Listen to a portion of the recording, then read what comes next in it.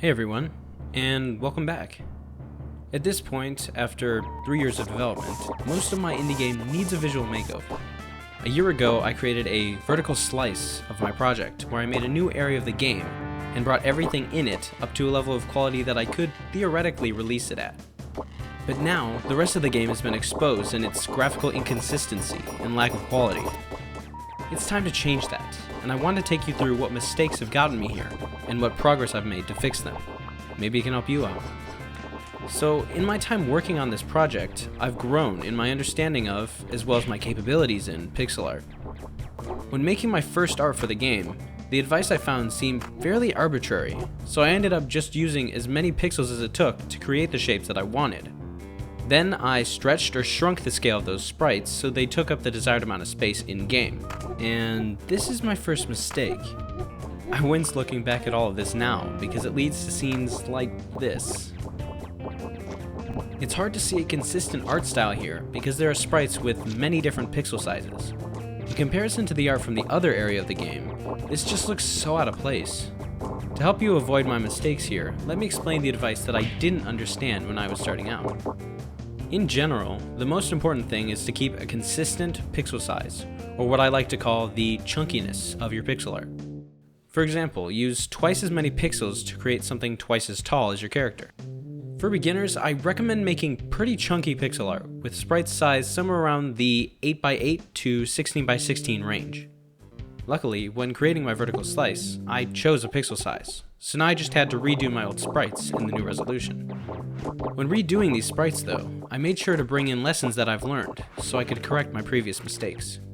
One of these issues was the feeling of depth within my sprites. Far too often, I would create sprites that looked incredibly flat, almost like stickers. There was little to no shading here, and it made the game feel less alive. Or, I would try to do shading that was so gradual that it was basically a gradient. Again, this looks super out of place in a pixel art game, and ruins the stylistic consistency. To fix all of this, I met in the middle, and used a set of clearly differentiated shadows and highlights. My policy was to use mostly shadows to break up large areas of the same color, and to draw attention to the 3D shape that the sprite implies. Next, with me not being much of an artist, I found that a lot of my old sprites lacked a lot of character. Distinctive poses can give creatures a defining silhouette, which makes them more interesting and memorable. You can take creative liberties to accentuate certain features and distort the implied 3D shape to really help the medium of pixel art shine. When I didn't do this, I wasn't making true pixel art. I was more making pixelated snapshots of a 3D model in my head, if that makes any sense. To overcome this, it really helped me to find reference pictures and drawings and then put a stylistic spin on them.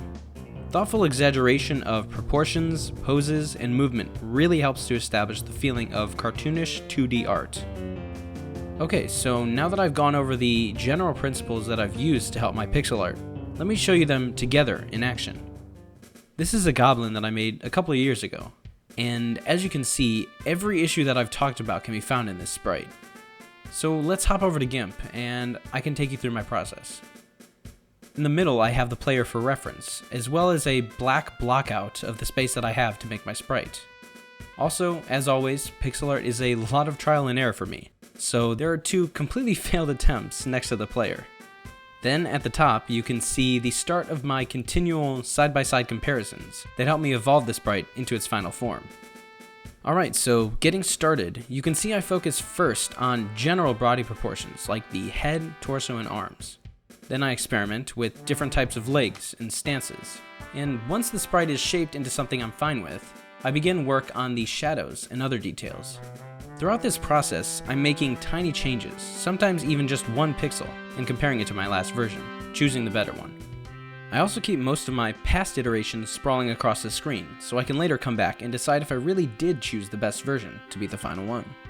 It also can help bring a lot of motivation to see where you started from and where you eventually got to, so maybe you can get excited about making your next sprite. One important thing that I want to stress is that all of this looks pretty terrible until the end.